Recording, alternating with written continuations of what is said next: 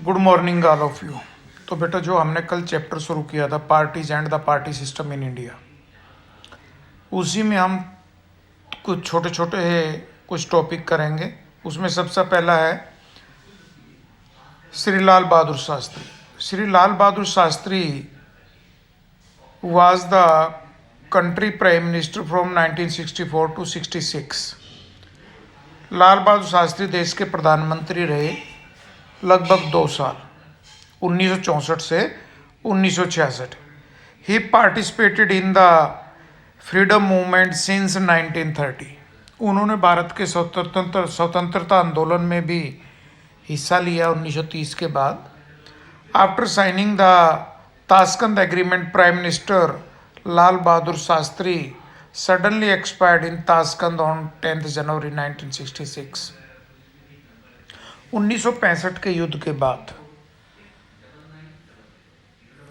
भारत और पाकिस्तान के बीच सोवियत संघ के शहर ताशकंद में समझौता हुआ, और जिस दिन वहाँ समझौते पर हस्ताक्षर हुए, अचानक ही वहाँ रात को लाल बहादुर शास्त्री की 10 जनवरी 1966 को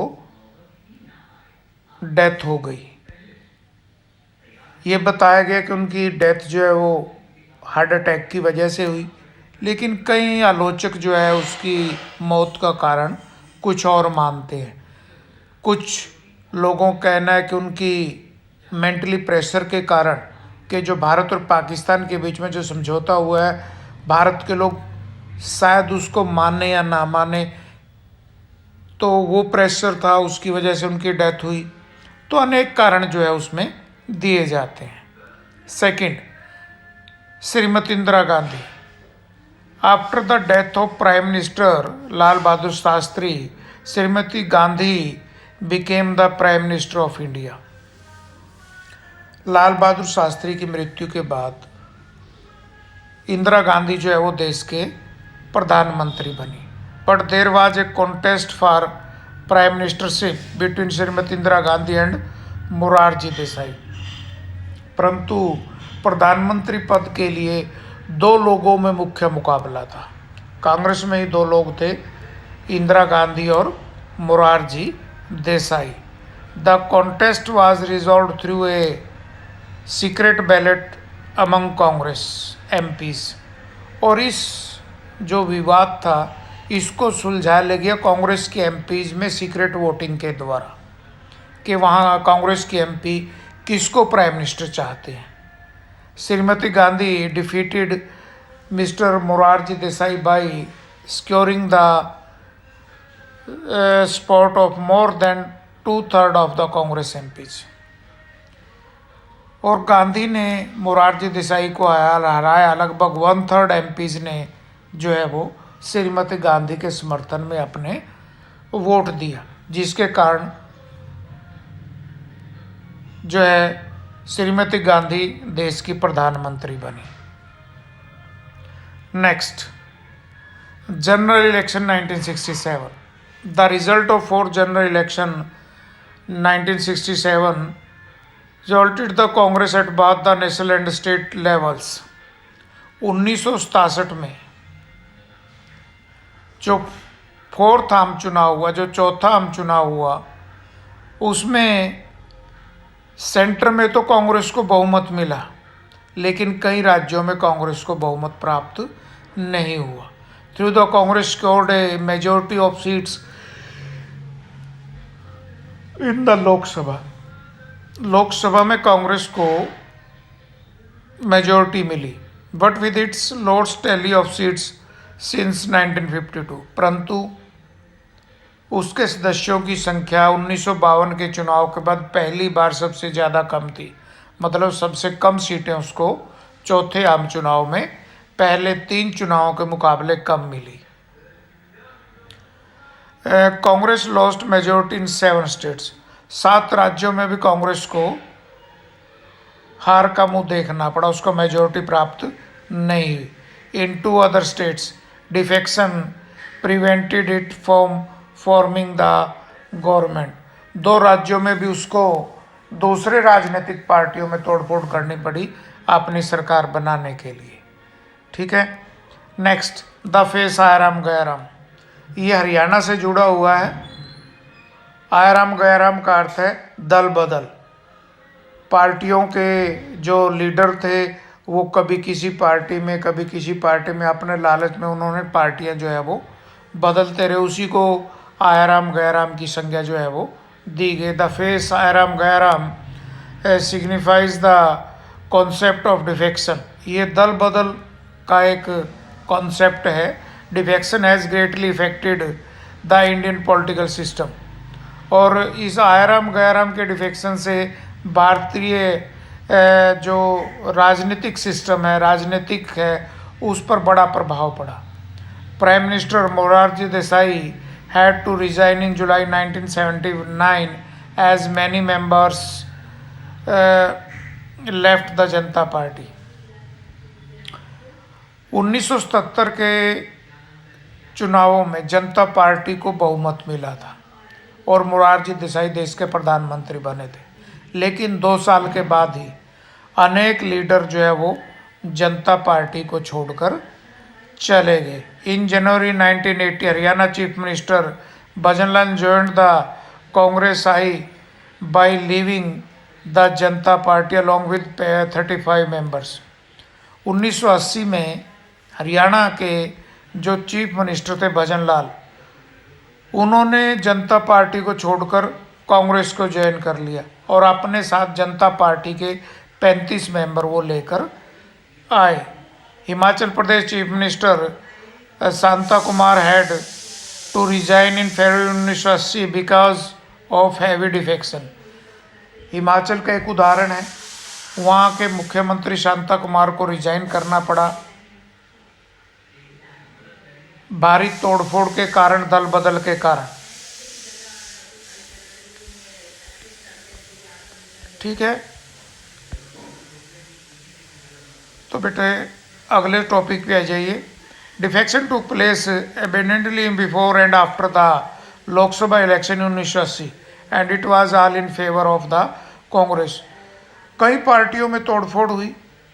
1980 के चुनाव में अनेक लोग कांग्रेस के समर्थन में आए, तो ये इसी को हम आयाराम और गयाराम की संज्ञा दिया जाता है। Outcome of 1971 elections. In the general election of 1967, the Congress party retained power at the center but with a thin majority. 1967 के चुनाव के बाद, हालांकि 1967 के चुनाव के बाद कई राज्यों में सरकार कांग्रेस को हार का सामना करना पड़ा, लेकिन सेंटर में वो फिर भी मेजोरिटी बनाए रखने में कामयाब हुए।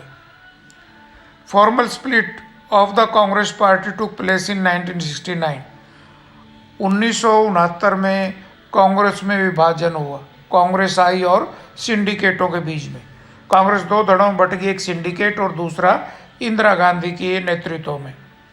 Leader of the syndicate and those owing alliances to them came to be known as Congress O. Syndicate और उसके जो सहयोगी थे उनको कांग्रेसो के रूप में जाना जाने लगा। The 5th general elections to the Lok Sabha were held in February 1971। और 5वां लोकसभा का चुनाव कब हुआ? 1971 में। Mrs Indira Gandhi gave a very popular slogan गरीबी हटाओ, और इस चुनाव में इंदिरा गांधी ने एक बड़ा ही पॉपुलर नारा दिया, गरीबी हटाओ। In the 1971 election almost all the leaders of the syndicate Congress O were defeated. और जो 1971 में चुनाव हुआ, सिंडिकेटों के जितने भी लीडर थे वो लगभग चुनाव हार गए।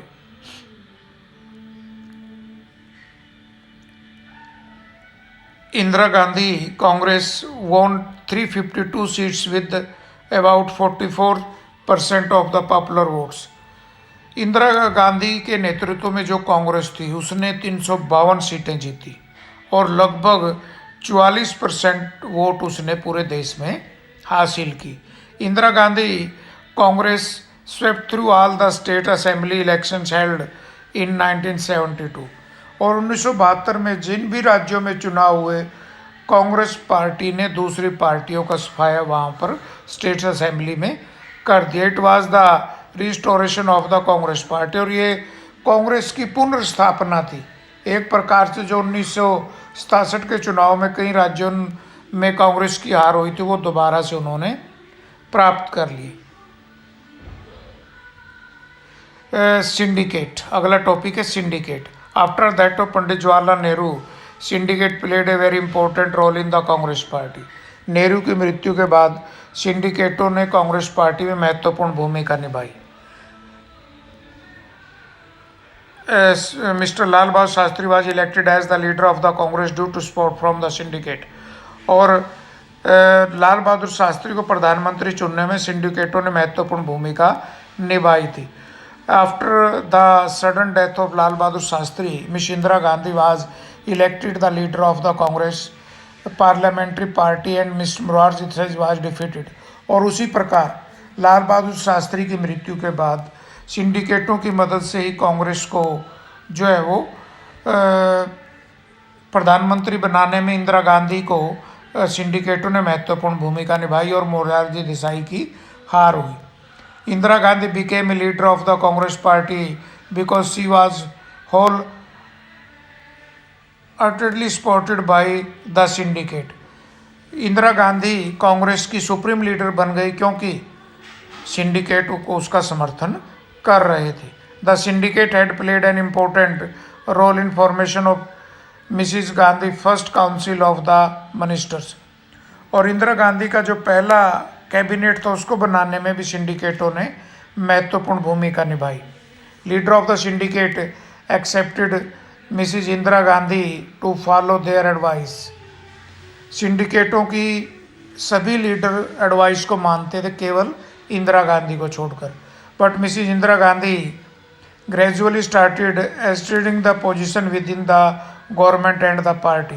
परंतु इंदिरा गांधी ने कांग्रेस पार्टी और सरकार में अपने वर्चस्व को कायम करने की प्रक्रिया शुरू कर दी थी। Ultimately she sideline the syndicate, और धीरे धीरे सिंडिकेटों को इंदिरा गांधी ने साइडलाइन करना शुरू कर दिया। Due to the differences between the syndicate and Indira Gandhi there was a split of the Congress party in 1969। और इसी कारण से, इन्हीं विवादों के कारण 1969 में कांग्रेस का विभाजन हो गया। Leader of the syndicate and those owing alliances to them came to be known as Congress O. जो सिंडिकेटों ग्रुप था उसको कांग्रेसो के रूप में, और जो इंदिरा गांधी का नेतृत्व उसको कांग्रेस आई के रूप में जो है वो बनाया। Those owing alliances Mrs Gandhi was known as Congress R. In 1971 election almost all the leaders of the syndicate Congress O were defeated and Indira Congress won 2/3 majority in the Lok Sabha. और इसका परिणाम क्या हुआ? 1971 के चुनाव में सिंडिकेटों के जितने भी लीडर थे वो चुनाव हार गए, और इंदिरा गांधी वाली कांग्रेस को स्पष्ट बहुमत मिला और लगभग 352 सीटें उसने पूरे देश में जीती। तो बेटा ये आज कुछ टॉपिक थे हमने जो आज किए हैं, आपने इनको लर्न भी करना और अपनी कॉपी पे भी करना है। ठीक है, थैंक यू।